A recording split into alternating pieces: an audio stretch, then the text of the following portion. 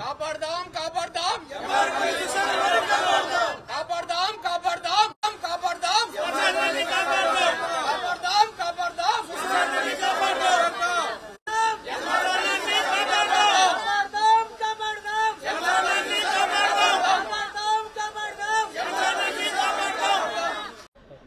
గత కొద్ది రోజులుగా జరుగుతున్న తిరుపతి పట్టణం ఎంఆర్పల్లి నందు 18వ డివిజన్ గల మారుతినగర్ శ్మశానం సమస్య రోజు రోజుకి సమస్య తీవ్రం అవుతా ఉంది.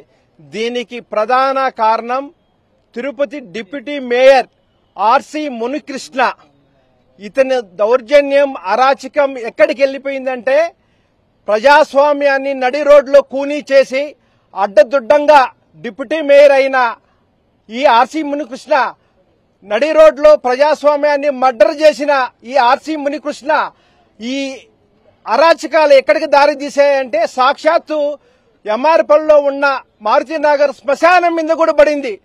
ప్రజాస్వామ్యాన్నే అత్యంత పవిత్రమైన భారతదేశానికి ప్రజాస్వామ్యం ఎంత విలువైనదో ప్రపంచంలోనే నెంబర్ 1 భారతదేశం ప్రజాస్వామ్య విలువలు కలిగిన దేశంలో ప్రజాస్వామ్యాన్నే మర్డర్ చేసిన వ్యక్తి ఆర్సి మునికృష్ణకి శ్మశానాన్ని కూడా కబ్జా చేయడం పెద్ద సమస్య కాదని నిరూపించడం జరిగింది.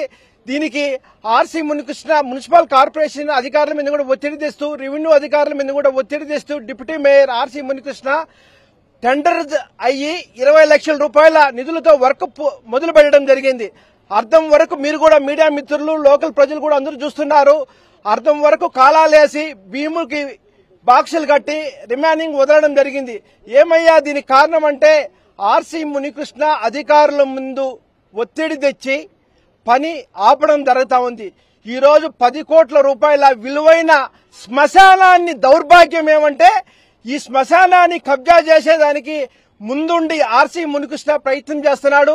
దయచేసి ఇప్పటికన్నా తిరుపతిలో జరుగుతున్న ఈ అరాచకాన్ని ముఖ్యమంత్రి గారు లోకేష్ గారు ఒకసారి దీని మీద దృష్టి పెట్టి ఇక్కడ జరుగుతా ఉన్న పరిస్థితిని ఇప్పుడైనా చక్కబెట్టాలని మేము డిమాండ్ చేస్తున్నాం. ఎందుకంటే లేని పక్షంలో ఇక్కడ ఉన్న స్థానిక ప్రజలందరూ కూడా పార్టీలకు అతీతంగా కూడా ముందుకొచ్చి పనిచేసేదానికి సిద్ధంగా ఉన్నారు. ఎందుకంటే ఇది ప్రజాస్వామ్యాన్ని విలువలు కాపాడాలా, శ్మశానాన్ని కాపాడాలా. దీనికి అందరం కూడా ఏకతాటిపై వచ్చి మేము శ్మశానాన్ని పరిరక్షించేసేదానికి సిద్ధంగా ఉన్నాం. ఈ అధికారులకు కూడా మేము తెలియపరుస్తున్నాం. మీరు గాని దీన్ని పూర్తి చేయకపోతే టెండర్ మేరకు మేమే దగ్గరుండి ప్రజలందరూ సహకారంతో ప్రతి ఒక్కరు భాగస్వామ్యంతో దీన్ని పూర్తి చేస్తామని హెచ్చరిస్తున్నాం. ఆ పరిస్థితి రాకుండా ఎలాంటి ప్రలోభాలకి లొంగకుండా టెండర్ మేరకు కాంపౌండ్ వాల్ పూర్తి చేసి దీన్ని కాపాడాలని స్థానిక ప్రజల తరపున మేము డిమాండ్ చేస్తున్నాం. ఎంఆర్పల్లి దాదాపు 40,000 మంది జనాభా కలిగినటువంటి ఎంఆర్పల్లిలో శ్మశాన వాటిక అనేది చాలా ఇంపార్టెంట్. దీనిని కూడా కబ్జా చేయడం అనేది చాలా దౌర్భాగ్యం. నేను వైస్ ప్రెసిడెంట్ గా ఉన్నప్పుడే దీన్ని 2004-2005లో కాంపౌండ్ వాళ్ళు కూడా కట్టడం జరిగింది. ఈ రోజు వాళ్ళు 86లో మాకు పట్టా ఇచ్చారు అని వాళ్ళు ఒక ఫేక్ డాక్యుమెంట్ రావడం జరిగింది. 86లో కనీసం ఎయిర్ బైపాస్ రోడ్డు గాని ఏ రోడ్డు ఇంటర్నల్ రోడ్డు గాని ఏది కూడా ఫార్మేషనే లేని పరిస్థితుల్లో అప్పుడున్నటువంటి శ్మశానంలో పట్టా ఎలా ఇచ్చారో ఆ ఎంఆర్ఓ గారికి ఆయనకే తెలియాలి.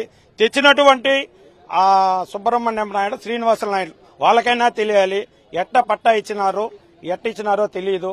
దయచేసి ఈ ఎంఆర్పల్లి ప్రజలందరూ మూకుమ్మడిగా అందరూ ఒక తాటిపైన నడిచి శ్మశానాన్ని కాపాడాలని అందరూ కోరుకుంటున్నారు.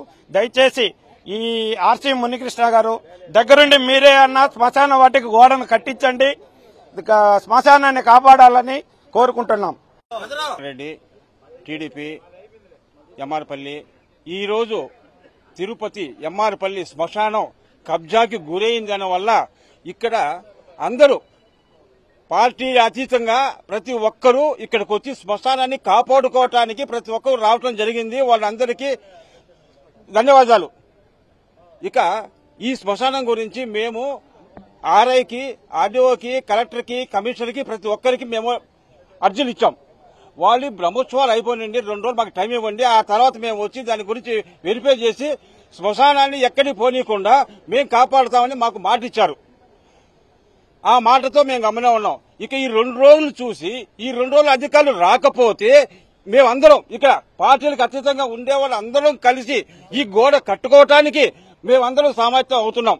దీని గురించి ఎవరు వచ్చినా ఏం చేసినా కూడా మేము వెనక తగ్గేది లేదు. ఎందుకంటే ఇది శ్మశానం వచ్చి ఊరికి సంబంధించింది, ఊరి సమస్య. ఇది వ్యక్తి సమస్య కాదు, ఇది ప్రతి ఒక్కరికి కావాల్సింది. కాబట్టి ఈ శ్మశానం ఇంకా పెద్దదిగా ఉండింది, ఇప్పుడు తగ్గిపోయింది. ఉన్నదాన్నైనా మేము కాపాడుకోవటానికి మేము అందరం కలిసి కాపాడుకుంటున్నాం. మేము